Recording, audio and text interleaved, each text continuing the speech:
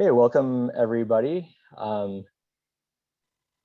This event is sponsored by Wooden Shoe Books, an all-volunteer anarchist collective based in Philadelphia since 1976, and AK Press, fellow anarchist collective book publisher. We're here to celebrate and discuss Shane Burley's brand new book, Why We Fight, essays on fascism, resistance, and surviving the apocalypse. So I just wanted to welcome everyone and just briefly introduce our panel. So we have the author, Shane Burley, with Kim Kelly and George Ciccariello-Maher in conversation tonight. So thank you so much, everyone, for being here. Shane Burley is a writer and filmmaker and author of Fascism Today, What It Is and How to End It, and of course, author of the new book, Why We Fight. Kim Kelly is a freelance journalist and organizer based in Philadelphia. Her work on labor, class, politics, and culture has appeared in the New Republic, the Washington Post, the Baffler, and Esquire, among other publications. And she is the author of Fight Like Hell, a forthcoming book of intersectional labor history. And finally, George Ciccariello-Maher is an organizer, writer, and radical political theorist. He is the author of We Created Chavez, Building the Commune, and Decolonizing Dialectics. And I understand a new book on a world without police, which I'm sure will come up later in the discussion. So everyone, welcome Shane, Kim, and George. Hey, thanks so much for coming. Thanks, Kim and George, for coming with me. This is what I do. I just try and get my friends to hang out with me on Zoom and talk about stuff. And I think it works a lot better than prepared stuff, which I've never been that great at. So what I usually do in these is I kind of just get talking with folks. I write down a few questions that I'd love to hear other people's answers of, and we kind of do a little back and forth. So we'll probably just kind of ask each other questions for a little while. We got an extra person here on the Zoom now. George, what's their name? This is Tlaloc. And so I'll probably start throwing those around, and about halfway through or so, we'll start taking questions in the chat. So if you have something, pop in the chat. I'll scroll through it later. And so we're all hosts, and we'll try and get to some of them. So the book, some of the essays are older. Some of them were written over 2020. Some of them were older than that, but I rewrote pieces of, because there was this sort of moment of crisis when we hit sort of the summer months where it was pandemic, it was kind of epidemic police violence, it was huge mass police repression. And then when I was putting together introduction, the sun had been blotted out by forest fires. I think about 13% of Oregon was on fire then towards the end of the summer, and it totally overwhelmed things. It was this bright red sky. It was like nothing I've ever seen. And so there was this general feeling of apocalypse, but there was also a sort of collapsing of movements into one kind of, not unified, nothing's ever unified, but a real intersecting movement against the far right on the one side and against the police on the other. And in a way, those things became so linked up together. And so I thought we could kick off talking a little bit about the police and the far right, maybe how those things kind of work together, because I think it's still lost for people. There's been a conversation that those are two different conversations. I interviewed Vicky Osweiler about her book, In Defense of Looting, and she said something about this that really stuck with me, which is that historically the far right groups have a piece in social control. Like they're used to gumming in and maintaining certain social hierarchies. And then really with mass incarceration, police took on a lot of that role. But what we're seeing now is a sort of return of the role of the far right vigilante in there. So like in August, there was this, right at the height, I think, of almost 100 days of protesting in Portland, there was this far right rally led by Proud Boys, some militia groups, 3%ers and stuff, where it was the one time in 3 months when the police said they weren't going to intervene. Later that night, people out there spray painting stuff, no problems. The police come in and bust heads with batons and shoot tear gas. But during that one window of time, when they were openly brandishing guns, when they were hitting people, you know, journalists, like activists, whoever, with batons, breaking bones, people had to be pulled out of there. They just sat about 3 blocks away, got on the megaphone and said, hey, everyone has a point of view. Go ahead and police yourselves. So it was just so clear what the interactions were. And I think it still was really hard sort of to make that case. So I thought I'd just maybe just throw out to some of you, how do you think about the role of the far right and the police? How do those work together? It's all very Spider-Man pointing at Spider-Man, right? not to sound flippant, but it's, I don't think it's, I mean, there's been so much reporting, and even from, nonpartisan, whatever journalism outlets, just about the massive infestation of far right viewpoints and ideologies within the police force. And even just the fact that their very purpose as agents of the state is to protect capital and to, oppress anybody or murder or hurt or harm anybody who gets in the way of that goal. Like, it's, of course, the far right and the police are like this.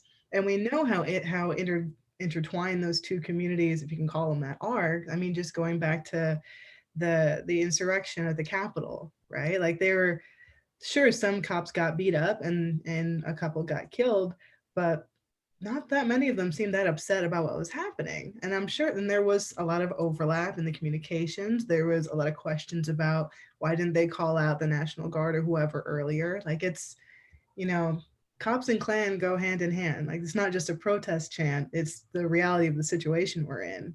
And the sooner more people kind of fully grasp that, the better, because they're both trying to kill us and they're working together to kill us. And I think it'd be a good thing if we could present something resembling a united front against that existential threat.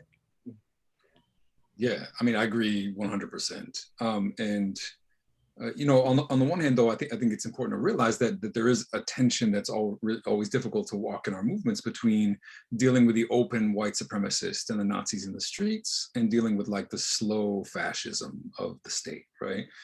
Dealing with the prisons, dealing with the police. And so I think on the one hand, there is a gap there. I've been in organizations where we had debates. It's like, are we fighting the Nazis or are we fighting the police, right? Are we turning to the state against the Nazis, which is always a really important strategic and tactical question as well. But what Kim has said is absolutely true, which is that the difference is really so minuscule. Not only is it the fact that the police are members of these organizations, right? They are explicitly sympathetic to white supremacist 3%er organizations, in particular Oath Keeper type organizations. But on top of that, but the police they break the law every single day. They reshape the law. And the single direction that they push the law in is toward greater hierarchy, ultimately toward fascism, right? Because they don't want oversight. They want to be and aspire to a fascism that involves absolute unchecked power for themselves. I mean, and if you go back there, the gap between this then and historically speaking, sort of lynching, if you look at, the killing of Ahmaud Arbery, for example, yes, it was a lynch mob, but they're also police, right? They were literally policing him at the same time that they killed him. And so we don't want to overstate the gap either. And we want to understand the fact that these are really the same people doing the same things, that every time we look at killings of other people, the people that call 911, right, are police, right? White people who get worried about their neighbors being too loud and call the police into their neighborhood or acting like the police. And so this broader fascism and this broader policing across society, I think, really blend into being one and the same thing. There's this, I guess it's called countering violent extremism, but there's this sort of I would almost call it like a seductive mentality of wanting to see the police used against our enemies, so to speak, or this idea, occasionally you'll see the base or some terrorist group busted up by the FBI and say, wow, look how effective that was. That really shut them down. Maybe we can turn that against them. But it's so ahistorical. It takes us out of what the reality of these organizations have actually been. And also, I think one of the realities of watching the disparity, you can see it too, when they're policing, a big clash between anti-fascists, which are always much larger than the far right, and how quickly the police will turn every single time without question. But it kind of reminds me of the question of armed self-defense, which I think is a lot of people's minds now. It was really clear, I mean, in a number of these rallies that, if we weren't wearing, a bulletproof vest and helmets, the whole gear on our own side, we would be really taken down even more. But coming home, walking away from those events, walking to your car. Go crazy! Go stupid! Go crazy! Go stupid! Go crazy! Go stupid! Go crazy! Go stupid! I don't remember what I was talking about, y'all.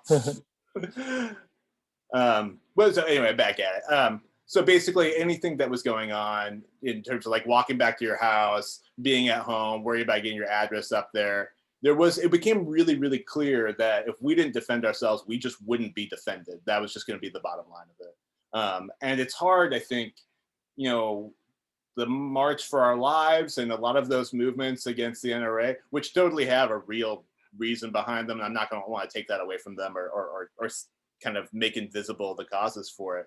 But it became really hard to actually have a conversation about what does a left gun culture that's actually helpful and sustainable, and what does it actually take to be safe. What do you think about the kind of the use of leftist gun organizations? Well, I've been instructed, and I want to shout out Philly SRA. I'm a member of that organization. And one of the things about that particular organization that really appeals to me is that there's so much focus on mutual aid and on community building, and just on the idea that protecting the community, defending a community, it's not just showing up with a rifle and being like, hey, we're here, what's up? Like you don't really want to get to that point, right? You want to find a way to protect and defend people and make them feel safe and remove harm before it gets to that point. But one thing that I will say is that, you know, as we've seen over the past few years, that point is becoming more frequent. And, you know, I got involved in, and specifically in like leftist gun culture world after A12 in Charlottesville, after Redneck Revolt showed up and they protected a bunch of us in a park while there were Nazis everywhere.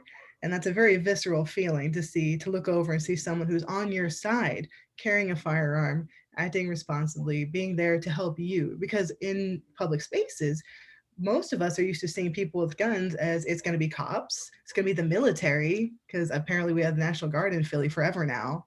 Like there's going to be creepy border agents. Like it's not, and obviously a lot of people have, you know, very deep and valid feelings about firearms in general. Not everybody needs to go pick up a gun. Not everybody should feel like they need to. Like that's a decision that you should make, you know, internally and externally with the people that you think you're defending. Like nobody wants a vigilante. That's what the right wing does. They don't care about their people or their community because they don't have one. They care about their ideas and their urge to enforce them on everybody else. Well, all that to say is, like, you know, I think it's a positive development, especially when you see groups like specifically queer and trans led groups, or specifically Black and brown led groups who are like, look, we want to learn how to defend ourselves in this manner. We want this knowledge. We want to be able to share this with our communities because we are the ones facing the brunt of the repression, the violence from the state and just from society at large. You know, I think there is value in understanding how to use these tools and to viewing them as tools instead of objects of fear, because that's what the state wants us to be afraid of firearms and afraid of the idea of fighting back. And of course, nobody ever wants to be in a gun battle. Nobody wants to have to use that tool and that weapon. But one thing I will say, just from being in situations, being in places where there's police and then there are community defenders who are armed, there is a reticence from the police to engage in the way that we're used to. Because I think the presence of a firearm, it is implicitly, it is a threat. That is something that needs to be understood and acknowledged, and showing up with a firearm anywhere is an escalation. And so the police don't usually see most of us as people or as humans, but when you're a non-human who happens to have a gun, that kind of elevates you and messes with the power dynamic a little bit. Like that maybe they'll think for 5 seconds longer before coming after you, you know? And it's, you know, it's very complicated. I've talked to Scott Crow about all this a lot, and I definitely recommend looking into his writings about it because he's shaped a lot of my thinking on this topic.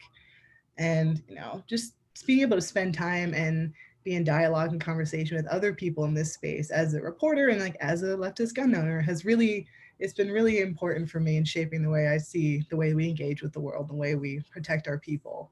So I'm really happy that we're talking about this. Even if people disagree, that's still healthy and good. Like we can't accede firearms and gun culture in general to the right wing, because we know that they want that. They want to think that people on the left and even liberals are just like, oh, we're scared of guns. We just want to take them all. And no, I would prefer nobody takes mine either. but I'm not going to go like be a weird genocidal freak about it, you know? Yeah, no, I mean, I think the reality is that the only way fascist and police and the fascist police out of neighborhoods is through building self-defense, right? At the same time, self-defense is much bigger than guns as well. Self-defense is fundamentally about safety, right? Insofar as guns contribute to that safety, that's amazing, but so do rapid response networks, so do building community ties and relationships and community organizations that can de-escalate conflict, prevent the police from coming in. This is what makes, you know, strong communities and prevents, you know, all of these interventions from, you know, from the outside. I think that's crucial to understand. Also here repping, you know, Philadelphia, SRA. So maybe I'm a bit biased as well. But another piece I want to add is that, yeah, and for people, Redneck Revolt was mentioned. And I think one of the things that's really important sort of strategically about what Redneck Revolt seeks to do is that it's also about pulling the rug out from under the far right. And this is not so much a question of self-defense, it's more a question of speaking to, you know, I mean, speaking to people that the Democratic Party doesn't care about, right? Speaking to the hinterlands, right? Speaking to, you know, the rural areas and providing an ability to join the left, right? To join struggles for justice. So for people that don't know, Redneck Revolt, for example, will go to gun shows and do sort of radical, you know, flyering and talk to people about, you know, social justice, about, you know, struggles against police violence, against antifascism, and to really give people who are self-identified rednecks or who are self-identified, you know, gun lovers, the ability to be that and also be radical and also be revolutionary, right? The ability to, you know, to build this bridge to what would be the natural constituency of the far right and steal that constituency away on some level. I think that's a crucial part of what we're trying to build alongside this question of self-defense for our movements and for our communities. Yeah, it seems like part of this question of how we actually talk to people about ideas on the left, it totally seeded the ground, all rural areas, in a lot of ways, just like blue collar working class. If you think about what the left, like an old left versus now, it's just like miles away. I should give a shout out PDX SRA also. Don't want to be left out of it. I think that question of mutual aid too has been on my mind a lot because it's sort of the question of social reproduction. It's like, how does a social movement actually continue over time? So, you know, we were part of these mutual aid networks that some of which already existed, but some of which were new around the pandemic. And they met like very real needs. I always kind of, when I was younger, I think I had a dismal view of mutual aid groups in general. I thought maybe that's not real organizing, or like the ones I had seen were done really poorly. You know, I did Food Not Bombs for many years when I was younger. And, you know, in the end, I look back and feel like I was almost insulting people with my dumpstered food. That was, you know, unpredictable at time. I'd show up an hour late, drunk all the time. You know, it was just like not a very effective way. And like the soup kitchen down the street actually delivered stuff at a certain time with a certain quality every week. But that changed. I've seen a big change in that work where like the quality and the sort of committed nature of it and the way that it interlocked with other social movements has really like taken another step forward. So on the one side, it's like the state is quite literally unable to care for people, not even just in the kind of insulting and depreciating way it at least theoretically did before. Not for everyone, but for some communities. But then you had this like biting situation where we really needed to intervene and had the opportunity to intervene right then. So we created some social, some mutual aid projects, you know, like I was delivering people's grocery medication around town, or like making, or folks were making hand sanitizer and that kind of thing. And then those folks already had like an infrastructure for when the big protest movement started happening towards the summer. They were there to get people rides and get people bailed out and get people all the stuff they needed to be safe, you know, masks on site and that kind of thing. And there became even more of them. And then by the time the fires happened out here, these folks were already trained up as street medics and they were heading into the fire zone. Where they would let them, where the militia didn't think they were Antifa setting more fires, you know, but they were there like helping folks right away. And so it ended up being one thing after the other of all these things kind of working together. And it gave me a lot more hope about our capacity to really build something, you know, coming out of that. And it felt like a depressing year in a lot of ways, but there was just so much of it and so much dependability amongst each other. And so I feel like mutual aid, that sense like George's talking about, that's what really makes us safe, is having a vibrant community where we can finally rely on each other in a really profound way.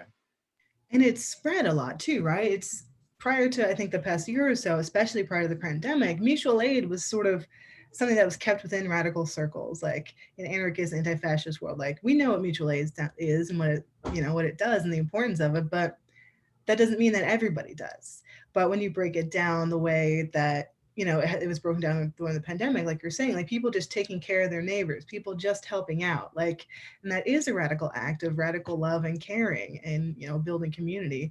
But people, and I think the fact that mutual aid became such a big deal. I mean, the New Yorker did a piece about it. It was everywhere. All these explainers, what's mutual aid? And I'm like, read the bread book. But if you don't have time to read the bread book, you can just go and buy groceries for your elderly neighbor, and you're doing mutual aid. That's a radical act. If you're showing up at a park to help serve, maybe not old dumpstered food, nice dumpstered food to people, like I just think it's given us kind of an opportunity to share what are seen as radical ideas with people that maybe don't see themselves that way, but are receptive to it, because it's like, I think it is a lot easier to sort of introduce or like sell people on radical and anarchist anti-fascist ideas when you're like, look, we're helping, like we are providing aid to the community, we're helping the people that the government doesn't care about.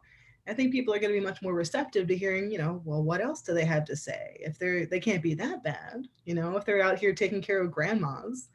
So it's been interesting seeing that opportunity develop and, seeing what we do with it going forward, because I think the past year, a lot of people have radicalized in a lot of ways, and a lot of them radicalized and like, towards our team, and that's great. But like, okay, now what do we do? Like, how do we keep folks in the fold now that it doesn't necessarily feel as crucial to handle deliveries or hand out food to neighbors who can now go get it, Yeah, I think, and I mean, like, as everyone said, I think there's this sort of like up and down of this relationship between the sort of meeting of basic needs, right? The Black Panther survival programs on the one hand, and the armed self-defense sort of antagonistic, even insurrectionary moments on the other. And on the one hand, people are always doing this work. And again, Philly Food Not Bombs does amazing work, always had. It's this sort of everyday existing fabric of mutual aid. But then it takes on a different tenor when things really break down and when things really flare up, right? So and this was extra clear because of COVID. In COVID, under COVID in Philly, public schools were closed to become food distribution sites for kids that needed lunches, right? Free lunches. But during the rebellions, both back in June and then again in October after Walter Wallace was killed, both cases, National Guard come and occupy West Philly, occupy downtown. The school food distribution was shut down. And so Food Not Bombs was literally the food distribution in our neighborhood over here in Malcolm X Park.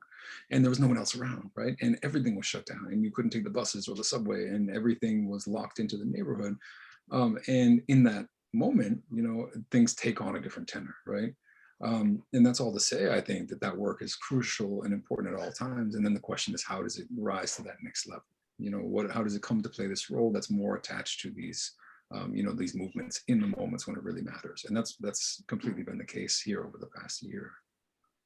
It's like the question was called on people in a way, and it really did come together in like surprisingly, well, it shouldn't even be surprising, but like the logical conclusion of years and years of organizing. Over the last 10 years, there's been just such a rapid increase and like an acceleration of that organizing work. And our capacity, our ability to use it, the ability to use like social tools to get at people and just get people plugged in as quickly as possible. I think also the growth of existing organizations that can be revolutionary way, like our unions, which are like a lot of us, like I'm a union member, a lot of us are seeing that increase really rapidly right now and seeing people take labor seriously, even when it's getting, beaten down in Alabama or undermined by bosses and that kind of thing. So I also have this question that I guess, a big question that I don't know if we can, answer right here, which is what do we do about, growing organized labor right now? But I guess I have a question about what can organizations like labor unions do outside of just the workplace? How can they like start to confront or be a tool as part of a piece of anti-fascism? How can we fight the police? I think obviously starting off with how can we kick the police unions out of all unions and get them out of union spaces? But what do you think? I mean, as you know, I have a lot of opinions and thoughts about police unions and the fact that just because I am a union member, I am somehow expected to see an armed agent of the state as my union brother or union sister, whereas they have impunity to go out and murder any number of other union brothers and sisters and siblings. Like there's such a cognitive dissonance there. And I think it's really important that, those of us in the movement who do feel very strongly about this and want to do more to push the cops out and push the prison guards and border guards and any agent of the carceral state who is sort of like just squished under labor's big 10. Like, they shouldn't be there.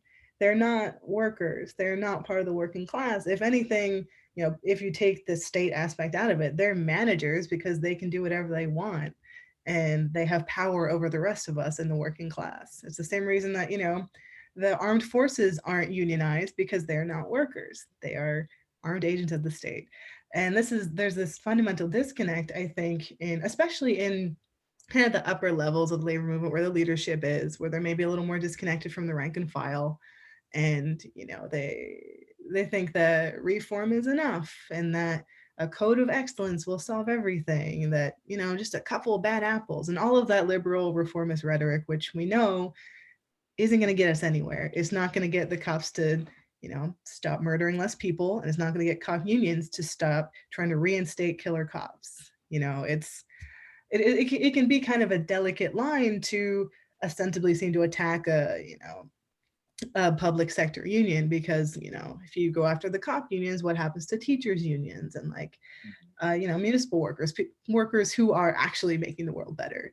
But I think it's a difficult conversation that needs to continue to be had. We need to keep pushing, because if all of these unions that put out Black Lives Matter statements and racial justice this and equality that, all of this nice branding that gets rolled out, especially over the past year and a half, if they want to come out here and yell about Black Lives Mattering, but then turn around and defend police and defend police unions and try to, handhold them and keep them close, that's just hypocritical. That's not solidarity. That's just weakness. And one thing that labor movement cannot stand and cannot handle right now is weakness. We're already getting the bejesus beat out of us. And things are maybe a little better now, but they've been so bad.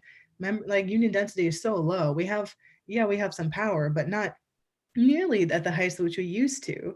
And if the labor movement wants to continue to grow and actually organize and support and defend the working class that it's supposed to be doing those things for, kicking out the cops is kind of the least we can do.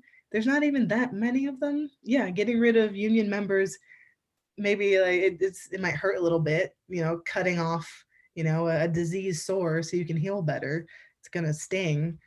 But ultimately, that's the only way we can heal and grow and actually move forward. Because there are a lot of rank and file members who are very upset about having to share space with the same people who are coming out and tear gassing and beating them every night.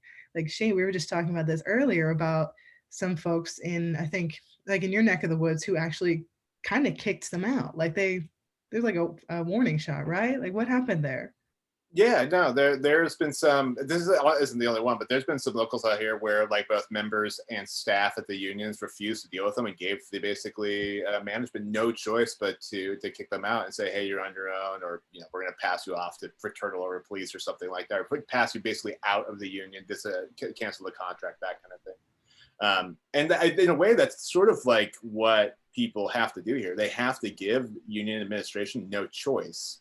That takes everyone at all levels, because the reality is that having cops in your union will conservatize the union. They will actively participate and hurting Black and brown workers from breeding worker interests, what's actually in their lives, that kind of thing. So I think there is this worry at internationals right now that any loss of funds is going to be like the death knell, that's the thing. But in reality, it's like you're already cutting your feet off by having cops in there. You're not meeting your goals. You're not actually communicating with people. You're actually tarnishing public sector unions as an issue, if you really, because like everyone was talking about like all these contracts, and cop unions don't function as unions. They function as criminal cartels. They don't actually advocate for themselves as workers. They advocate almost like an autonomous union. I think it's, Christian Williams, who talks about this, that, the state isn't one institution. And police unions really have their own agenda and their own cost and benefit. Like they don't have the same calculation as workers do because they don't function as workers. And so they have their own interests entirely. Absolutely. And, you know, so, I mean, I don't want to plug my book, but so A World Without Police hits this summer. But, you know, part of what I argue in that book is that police are a protection racket. I mean, that's what they do, which is that they amplify and exaggerate threats. And then they say, give us all this money and we'll take care of it. Lo and behold, they never reduce violence. They never make communities safer. There's statistical analysis, you know, showing that this is true. And yet we somehow don't want to believe it. Okay. Abolition, abolishing the police, defunding the police. We talk about these things and we talk about building communities and we talk about prefigurative alternatives. All of that is amazing, but if you don't confront police power, you're not going to get there. And you confront police power by crushing police unions because they're without a doubt the spearhead of that power, operating on the local level, bullying local administrations into contract agreements, on the state level, passing these law enforcement bill of rights, and attempting to do so, you know, on the federal level, and playing this sort of bully pulpit role. When you see, you know, these Lynch characters, when you see, you know, Bob Kroll in Minneapolis on Fox News pushing the hardest line right-wing fascist agenda in public, and these are the representatives of the police unions. They're the source and the spearhead of this power. They need to be broken. You know, and as Kim said, like the real future of the labor movement is in low income, low wage, you know, communities of color who can be recruited and should be recruited by the hundreds of thousands, if not millions. And yet when you have police in your unions, you're actively sending a message that says you're not welcome here, right? And you know, you're not welcome in a union in which this union brother is going to kill your family or kill you, you know, you know, on the streets. At the same time, I think this also points toward a broader question of labor, question of how unions deal with questions of white supremacy and race. And the way I like to think about it is that, you know, there's this old kind of Communist Party line, which was, you know, the rough summary was black and white unite and fight. But what this meant in practice was kind of reducing differences to whatever kind of minimum program, you know, black and white workers could agree upon. But then there were organizations like the Sojourner Truth organization and others in the 1970s that said, you know what, the way we fight white supremacy in the workplace is by targeting that white supremacy, right? The way the movement gets stronger is by fighting white supremacy. So instead of fighting for a small wage increase, let's fight against the fact that black workers are paid less in their last hired and first fired. Let's fight against this inequality in the workplace that as a result will strengthen the labor movement, because the fundamental thing in the fundamental question is that the segmentation and the differences within the labor movement are what make it weaker, right? And this goes for the border too, right? The idea that migrants are undermining the strength of labor is bullshit. It's the border that's undermining the strength of labor. It's white supremacy in the labor movement that's undermining the strength of labor. And if you eliminate those different leverage points, then the bosses can't use those to drive down wages. They can't use those to, you know, drive down protections and to divide the movement. So confronting these divisions, confronting them head on is really how the labor movement can get stronger moving forward. It seemed like the old school AFL approach of hiding the fact that they didn't have good bargaining power by singling out immigrants or trying to like restrict labor pools instead of actually creating like good organizing. And it seems to be a question called on labor now is if they're actually going to have worker power or they're going to leverage it out, you know, either on lobbying on the one side or making like cutting deals on the other. You know, and I always get funny looks when I say this at union meetings, but there's a certain model, I think, of a union the analogy I've always heard is to be more like Hezbollah, which is not to say like Hezbollah, but to be more like this union's involved in all parts of your life. You know, we don't just have a strike fund, we have a mutual aid fund, and we do mutual aid work, not just with our workers, but in the neighborhood that we're in, because we're a part of that neighborhood. And, you know, we help fill gaps in your lives, you know, but not just with money, but with people. Like we actually get involved in programs and those sorts of things. And I'd like to see people see a union as their home more than I think they have in the last few years, where it's like, you know, you barely talk to your union. If you do, it's usually a staff person and it's about like your pension or paying bills or something like that. I'd like to see it be actually present like that.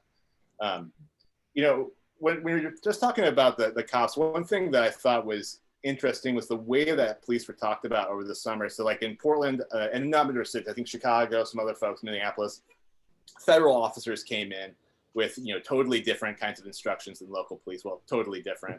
And they were usually confederations of, you know, Border Patrol and kind of DHS, other kinds of folks. And there was a massive revolt against that. I mean, people didn't tolerate that. Thousands of people came out. fought them in the streets. That's where you saw those like really, you know, kind of memed wall of mom photos and stuff like that. And so they pulled out. And the next day after they pulled out, the local police came in and beat the living shit out of everybody. And it sort of reified that we weren't talking about federal cops and we weren't talking about Trump's administration and their approach to cops. We were just talking about cops, period. You know, we were talking about not those cops, but all cops. And so do you think that is going to continue to have a role, that actual abolition conversations are still going to have now that Biden's there and that we're moving past like kind of the initial wave of folks? It's not the initial wave, but it's the most recent wave, I guess. I guess the best thing we can hope for is that they continue out. So, okay, in radical spaces, you know, in radical spaces, abolition is kind of a given. Like, of course, that's what we want to fight for. Like, that shouldn't even be a question. That's like a ground, like a basic understanding. But what's happened over the past year is that conversation has expanded a whole bunch, kind of like we were talking about with mutual aid, where this idea that sounded, you know, totally out there, revolutionary or whatever, it's like, well, when you think about it, when you see what's happening, like there was inroads for people that maybe don't have explicitly leftist politics or even that liberal politics to kind of grasp on and be like, okay, sending mental health professionals and community counselors and people that aren't armed to deal with the majority of things that are considered crimes or people who are in distress, that doesn't sound that bad. You know, redirecting like billions of dollars into feeding our children or helping out our schools or helping pump up public transit, like that sounds pretty cool. Like I think there's aspects of the conversation that can appeal to people who aren't, you know, necessarily strident anarchists, strident abolitionists. Like there's enough in there that people can hold on to. And I think it's unfortunate that a lot of that energy has sort of been diverted into the defund conversation, which is, it's cool. Like that's a good start. I'm down. If that's the best we get right now, sure. Killer. Love it. But that's, you know, I think, I mean, especially as an anarchist, I always feel like there's always like, why fight for anything if you can't fight for everything, you know? Like demand the impossible. And it might seem impossible to abolish the police, but they haven't been around for that long, you know? There's obviously a lot of, you know, in-depth conversations and organizing can be done around this issue. And I really hope that we keep that energy going forward. And I really hope, and I think that this will happen. I think that it won't just be confined to the same radical spaces where we found it. I think the idea has spread enough where people that aren't necessarily the most radical, whatever, like it's become mainstreamed a little bit, even in the way that the right wing and, you know, corporate Democrats are freaking out about it. It's like, oh, we can't abolish the police. And if someone hears that and it's like, well, why not? Then that's one more person we can fight alongside, you know? Yeah, 100%. And I think the reality is that we can, this is just the terrain on which we operate, right? It's like we can grow movements under Democrats and we can grow movements under Republicans. There's just slightly different parameters for how that you know, happens. You know, under Democrats, people realize that things are not really getting better, right? Black Lives Matter, it surges forth under Obama because there's hope. There's, you know, people expecting that we've entered a post-racial world, and we realize that nothing has changed, right? You know, people are being killed by the police. You know, socioeconomic inequality has not changed at all, and people have fewer alternatives and options and resist, right? There's no alibi of like, let's just elect a Democrat, right? Under right-wing governments, of course, the whip of the counter-revolution strengthens movements sometimes, right? Having Trump in office throws a whole range of new people into organizing spaces and into movements. And the challenge is to keep them there, right? They're radicalized liberals. You want to get them sort of hooked on, you know, radical solutions and radical arguments, and you want to keep them there once the Democrats come back into power. That's just how these things work. And our goal is to kind of fashion that alternation into like these spirals that are advancing. And I think that's true. Exactly what Kim was saying is I think that we have done that, right? If we look at the ways in which, you know, arguments for even defunding, but even abolishing the police were absolutely fringe for even when Ferguson and Baltimore were happening. This was just a few people saying these kind of things. This great organizer, you know, out of the Minneapolis Black Vision Collective said, and, you know, and it really struck me when I heard it, it said, you know, like when, you know, a few years ago, we knew that the police were the problem. Now we know that what the solution is. Like now we know that we can talk about abolition. And we've reached a different plane of consciousness. Does that mean it's going to be easy? Absolutely not. We're in full sort of like retrenchment mode where Biden, of course, is the candidate of not defunding the police, right? Which goes without saying, right? Because police have not been defunded, right? And so we're going to have to play some defensive moves moving forward. One specifically is going to be the fact that, you know, for reasons that are not fully explained, the murder rate is spiking, you know, in the US and worldwide. And that's going to be blamed on defund, even though there has been no defunding happening, right? Like, even though it's a bullshit argument, we're going to need to push forward with stronger abolitionist arguments that say, you know what, more police is not going to solve this, because as the murder rate increases in Philadelphia, it's going to, you know, it's going to set a record, like an all-time record in Philadelphia this year. And it's being blamed on the progressive DA. It's being blamed on calls to defund when it's got nothing to do with those things. So we need to be strong with our arguments to say, you know what, abolition is the solution to these problems. It's not the cause of these problems. Do you think that increased repression is on its way, or already kind of in process on organizers and that kind of thing? So on the one hand, we lived through the kind of strange way the word Antifa was used, a phrase which only anarchists and Nazis used before a couple of years ago had any idea what that would have meant. My dad would have had no clue what that meant. And now has become the catch-all for whatever they kind of indicate it to mean, anything dangerous, wearing black clothes, or organizing radical perspective. And that has created this like fervent scare. And at the same time, you have actual movements that do have the ability to challenge power, which is scary on its own side. So we have some cases of these kind of huge prosecutions, that J20 arrests and stuff that didn't end up kind of following through. But there have been threats of grand juries, door knocks, and that kind of thing. Do you think it's still coming? My fear was always that Biden would actually try and buy in his own vision of populism by trying to crush Antifa in a way. Not just Biden, but different kind of, you know, local DAs and politicians trying to say, hey, look, we're here to create an acceptable liberal space, and you're not part of it. And we define ourselves as acceptable liberals by defining you out of it, if that makes sense. Something that I think is interesting, this is just a quick thought, something I think is interesting in that whole arena of like the Antifa boogeyman is that when you look at how the right wing and how the fascists talk about it, it's very much intertwined with like BLM Antifa, like Black Lives Matter and anti-fascist organizing movements are seen as one thing. And that one thing is seen as very bad and very threatening to the status quo, which, yeah, we're trying to be a threat to the status quo. Status quo is terrible. But I think there's definitely an element of like dog whistling and like kind of that quiet, well, not even that quiet, just general racism that both the Democrats and the Republicans are pretty fine with as long as it serves their cause. And, you know, I don't know, I think whatever ways of repression are coming, because they're always coming, it's going to hit like Black folks and Black Lives Matter specifically before it hits Antifa, I hate that word, it's so dumb, before it hits explicit anti-fascist, because there's less of us.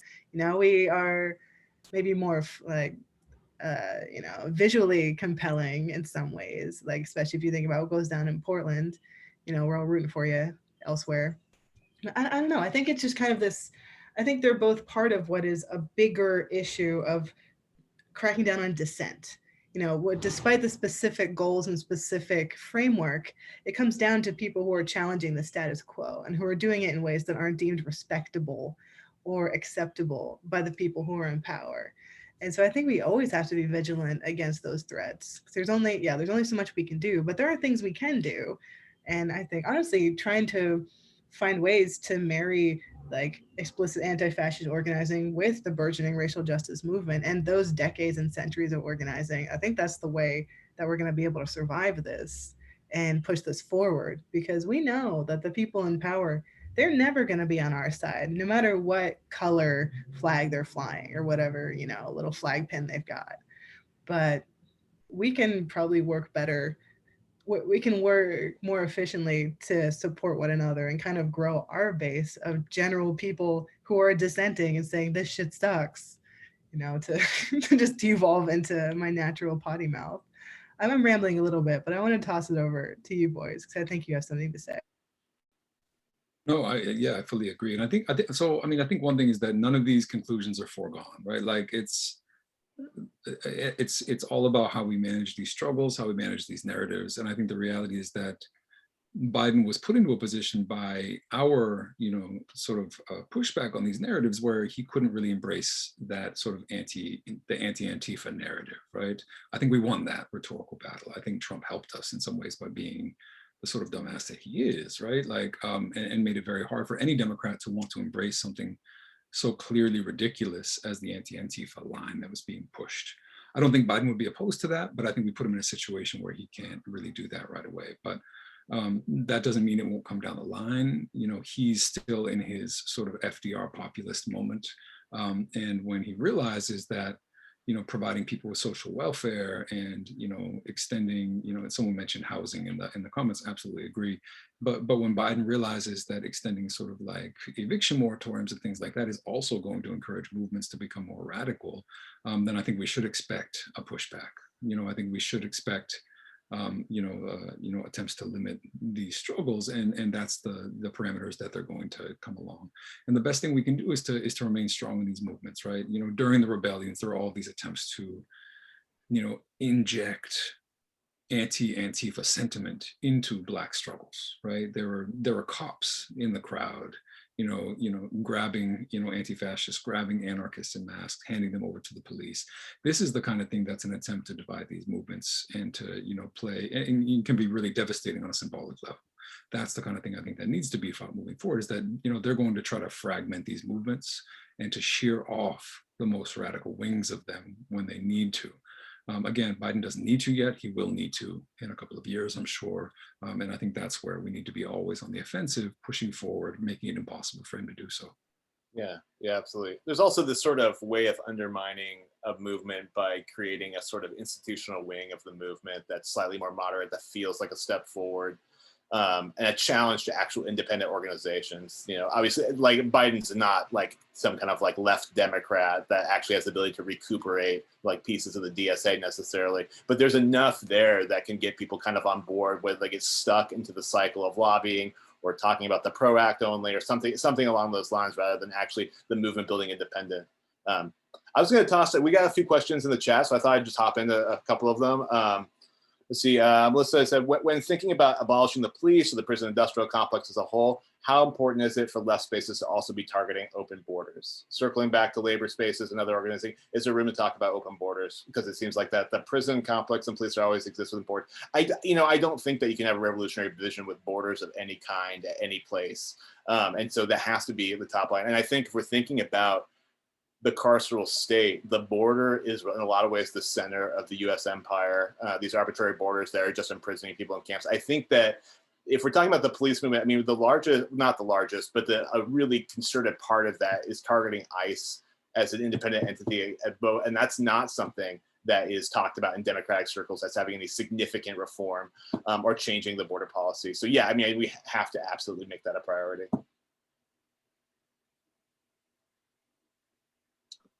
100%. I just want to sort of add on and say absolutely. And again, we mentioned this earlier in the sense that like the border is literally there to divide workers, right? Insofar as we can weaken the border, facilitate migration, we're strengthening the working class struggle across the hemisphere, because this is a global struggle and it can only manifest. We only get stronger, as we can build these, these sort of transnational movements. But you have these people on the left, or the so-called left, like the Angela Nagel type argument, which has a resonance in a sort of conservative AFL-CIO type, movement of saying, well, unions really want borders because they strengthen our bargaining position, but ultimately they really devastate that bargaining position. They doom the labor movement to a slow kind of death. And just to say, we're talking about abolishing ICE, which I think is good as an easy target, right? But fundamentally, we're talking about abolishing DHS. We're talking about abolishing the Border Patrol. We're not just talking about going back to pre-2001 where there was no ICE, right? But Border Patrol is doing much the same work. We're talking about going back to 96 and 94 and the era and the Clinton era reforms that gave us the deportation apparatus, that gave us the border wall. Again, this is a bipartisan effort. And abolish ICE is a good strategic way to leverage that, right? It gains a certain kind of, the mass support came from a kind of anti-Trump rhetoric, family separation rhetoric, but we're against the whole deportation apparatus, right? Like, we're against something much, much bigger than what Trump was doing. And it's something that the Democrats have been a part of from day one, that Joe Biden, Bill Clinton, Hillary Clinton have all been a part of. And it's the, abolition of the border is the horizon, but we want to get rid of ICE as a stepping point a stepping stone to getting rid of Border Patrol, to getting rid of these border police, to getting rid of the border detention facilities, and the way that they function as a labor disciplining apparatus, right? Again, bosses want undocumented workers because they can be fired at will. They have no protection. They don't need to be paid that much. They don't need benefits. And so, every struggle against the border is a struggle for workers.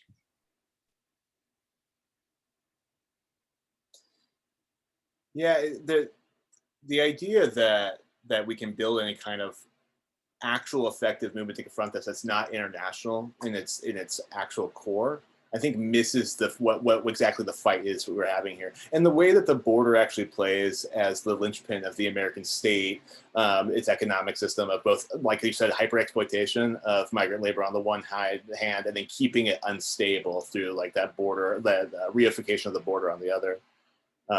Someone threw in the chat, how do we get liberals to see the police state we live in?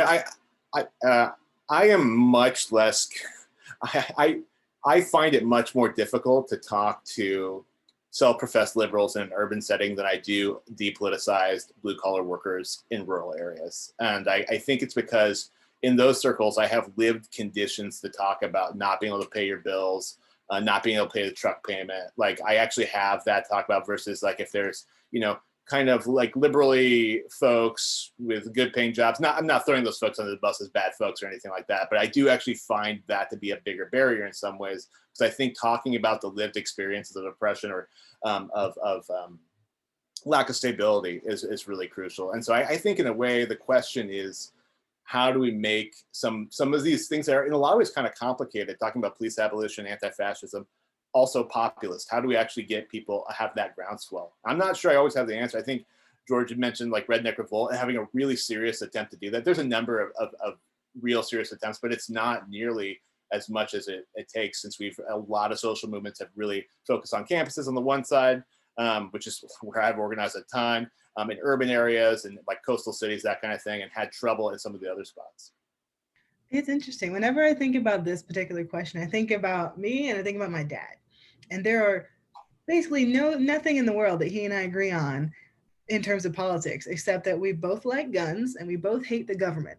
And we're coming at those things from two different sides. But even having that little island of common ground, I've been able to push him in like, he's not a full-on abolitionist, but he doesn't like cops either. I think there's a lot of stereotypical thinking about rural people or people who aren't super political or who are not plugged in. But I think there are a lot of common experiences, like Shane's saying, like not being able to pay my bills, hating my boss, being treated like shit at work. Like that's how labor organizing works, like finding that common ground, being like, okay, how can we work together to make this better? And also maybe we should have a little conversation about that thing you said in the meeting. Let's talk through that. It's bringing people in a way that they don't feel, like I just spent like a weekend with a bunch of coal miners in Alabama, and I'm pretty sure we see the world in different ways, but there's some things that we came together on, like, hating the boss, being treated like shit. There's some kind of like universal working class experiences. And I think you can build on that and you can use that to kind of shift the conversation politically. Because once you've established, okay, we're kind of, we get each other a little bit, like, let's work through some of this thornier stuff. Like, I don't know what, like, I'm I guess fancy enough, but I don't know what I would do to like an editor or somebody, I don't know, like a fancy liberal, right? Like I can't think of a stereotype either, but I think that we ignore class at our peril and just ignore the way that people who have very different views and very different experiences do have shared experiences. We can use those to chip away at the more difficult political questions. And maybe that's a little bit of a Pollyannish view, but you kind of have to hold on to hope somewhere, right? Well, I agree. I mean, the only way forward is through a kind of populism, right? It depends on what we mean by that, sort of, right?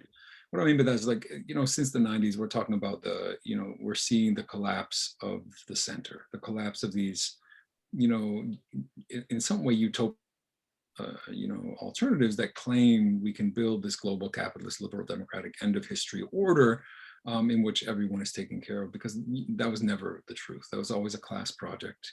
to decimate poor people, to decimate the workers, and that's what happened, right? Again, this has been a project of the Democrats and a project of the Republicans. So whether we're talking about NAFTA, or we're talking about the Eurozone, what we're talking about is a failed project that is, the failure is finally sort of cashing out these days, which is why we have a resurgence of fascism in Eastern Europe, all across Europe, actually, which is why we have a resurgence of fascism globally, and in the US in particular, right? The same people who have absolutely no fucking idea why Donald Trump won the election, who were wrong about every prediction that they made, are the same people who are still on TV today trying to tell us what to believe or what to think. Or they got it wrong, right? And Hillary Clinton got it wrong because she didn't understand this, right? The Democratic Party got it wrong. I mean, Joe Biden was primed to get it wrong, but it just happened to be that his opponent was so fucking bad that, that he managed to eke out a relatively narrow victory, let's be clear, about that, given the conditions that we were operating under. And so the reality is, we need to begin to think about what it means to reach beyond this, very real caricature of the Democratic Party as the party of coastal elites, and think about what poor people, are doing in this country. Black, white people, brown people, people living in poverty, people left, outside of the protections of this system. And of course, poor white people who are abandoned by the system are more likely to become white supremacists than poor Black people. Like, of course, that's a given.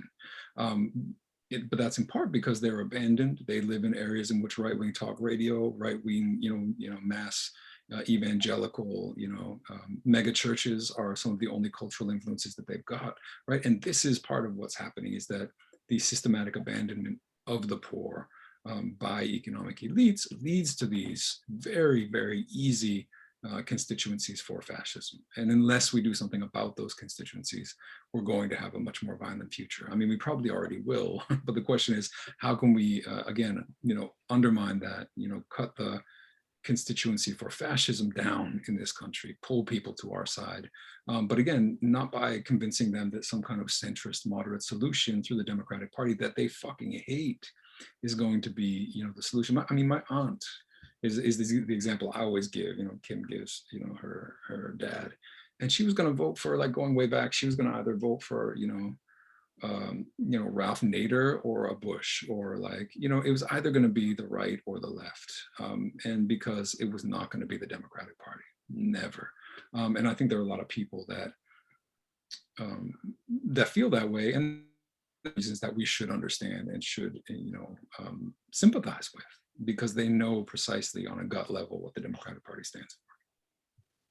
Yeah, like populism is like the language that people historically use to talk about socialism, or working people talk about socialism in real base language. And instead we talk about socialism in complicated jargon and forget that they're actually already talking about that in a way. They're already talking about their bosses, they're already talking about what they can't do, and that the folks aren't taking care of them, and they can take care of themselves better.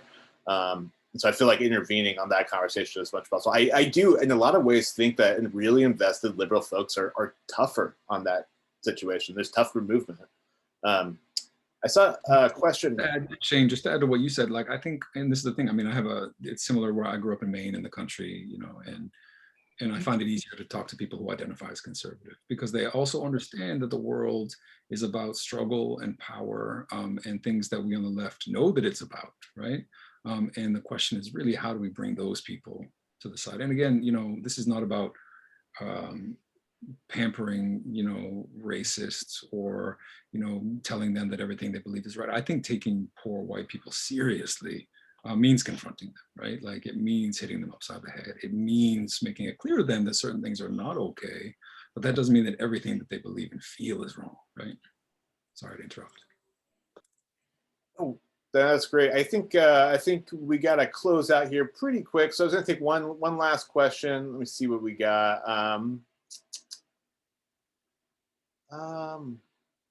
So we had a bunch come in all at once. So I'm throwing around. Okay, so I saw one about metapolitics. So they said, I think metapolitics is an important part of movement building discussion. I talk about that in the book. So the kind of role of subcultures, but including like non-political ones, like ones that people thought of as less political. And the example I talked about early on was people in the punk scene, where neo-Nazi skinheads were coming in, trying to make that their spot, so people fought them out. And that ended up being real useful because it hit a certain crowd of folks that maybe wouldn't have encountered that in some ways. So there's some role for it. At the same time, a lot of movements get really stuck in that too, and they become just this subcultural space.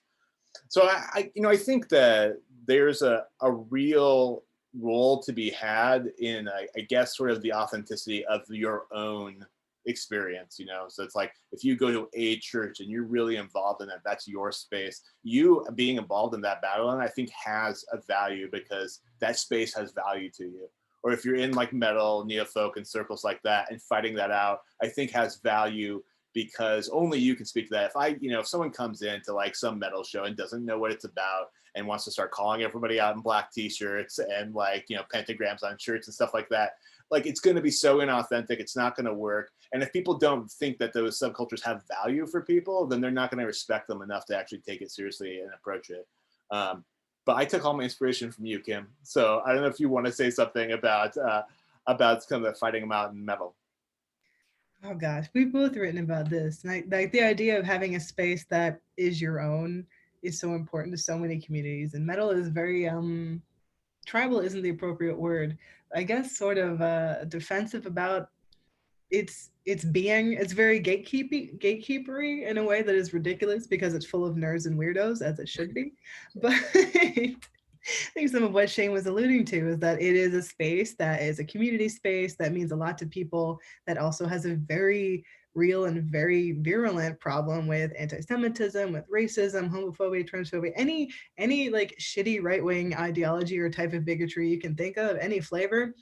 We have a metal band for that. And it's deeply unfortunate because this is music that, since it's based on rock and roll, it's based on Black people's contributions to music. Like, it's a ridiculous thing for any type of music to be racist or to welcome racists. And yet here we are in the heavy metal world. We have literal Nazis running around. And then we have the kind of fence walker gray zone types who don't want to engage. They're like, oh, well, it's just music. It's just riffs, like separate the art from the artist, all of that nonsense that you can apply to all kinds of different scenes and communities. And something that Shane and I and a lot of other people in the community have been trying to do for years is to stand up against that and push that impulse out and push people to be like, no, why do you think this is okay? Why is it like, why does this not matter to you? And there has been movement in the broader metal scene towards more leftist, like liberatory frameworks, towards, not supporting like shitty racist or abusive or, again, any flavor of bigotry, like those kinds of bands. And we're not there yet, but we're getting closer. So it's just, I guess, speaking to the value of kind of bringing the war home, no matter what your community looks like, and just bringing that fight into spaces that you might not immediately think like, oh, here's a place to organize, here's a place to talk politics. But everywhere is a place to organize and talk politics, even if there's, a person with long hair and a bullet belt screaming about Satan on stage.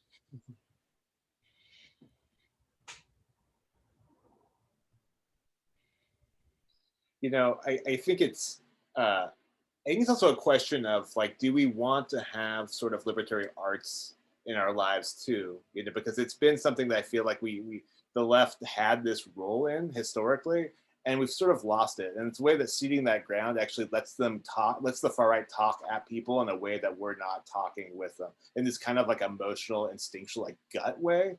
And I don't want to give up the gut way. And I was interviewing a number of pagan folks for the book that were part of like Heathens United Against Racism and some anarchist heathen groups. So folks don't know, heathenry would be like the Nordic pagan tradition. So that'd be like Thor, Odin, and so on. And what they told me was like really candid was, I was like, they're like, if we don't fight for this, no one's going to fight for it. They're just going to cut us off. They're just going to get rid of it. They're going to say that's Nazi shit, and they'll just be gone. And we'll be gone with it in a way. Like, we won't be able to do this. We won't have circles. No one will support us.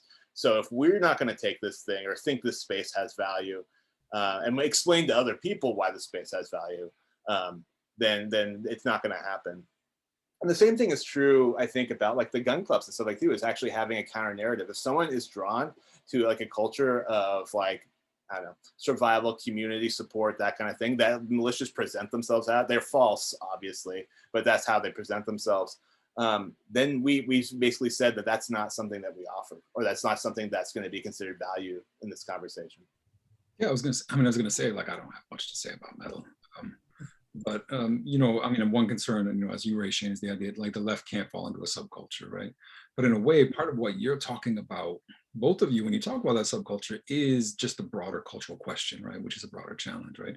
When we talk about rural America, we're talking about culture, right?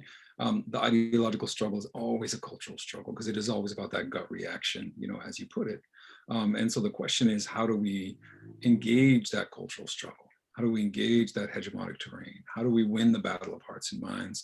Not in a way that sort of like appeals to people and tries to make arguments with them, although part of what we're trying to provide is real arguments, right? Trump and right-wing populism provide lies, right? They say, I know your life sucks. It sucks because of migrants and Muslims, right? Like we're trying to say, I know your life sucks, and here's the actual reasons for it. Like we're trying to actually provide arguments, but the appeal comes through the gut level as well. It comes through the culture as well. And if people have no, you know, if people have no way to connect to the left that doesn't alienate them entirely from their community, the vast majority will get a couple of the weirdos, but the vast majority are going to stay with their community, right? They're going to stay with their culture, and they're going to, you know, and they're going to understand the world through that lens. But precisely what we're talking about, I met people in, you know, in these left-wing gun clubs who were Iraq and Afghanistan veterans, you know, who have values of solidarity and brotherhood and struggle and justice that they thought were being answered, you know, by the military. And that they found in the gun club, in the left-wing anti-imperialist, socialist, revolutionary gun club instead, right? But, you know, a left progressive organization of most kinds would not have been anything that they would have, you know, been attracted to or tuned into or plugged into or felt welcome at, right? That's one of the main things, right? Is that like a lot of people would not walk into a leftist space because they feel like they would be feeling out of place, right? They would be looked at strange, right? They wouldn't feel welcome. And so that's something that we need to struggle with, right? That's the bridge, the kind of bridges that we need to build. Again, that doesn't mean accepting reactionary politics, but it means saying, listen, you are welcome if you shed those politics, if you struggle. Yeah, I think people want to be part of a revolutionary vision that actually looks like them a little bit, that they can look at and say, like, actually, we're sort of confederated, that we can be different together, that we have our uniquenesses together.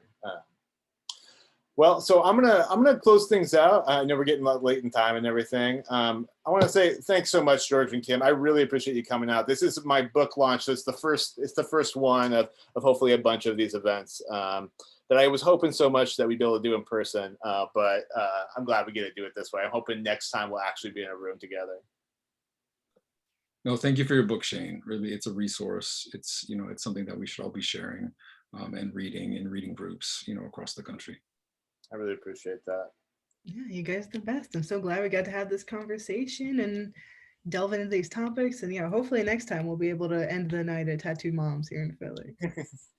And you both have books coming out, so I think that'll be our next time, hopefully. Exciting. I got to write it first, but yes.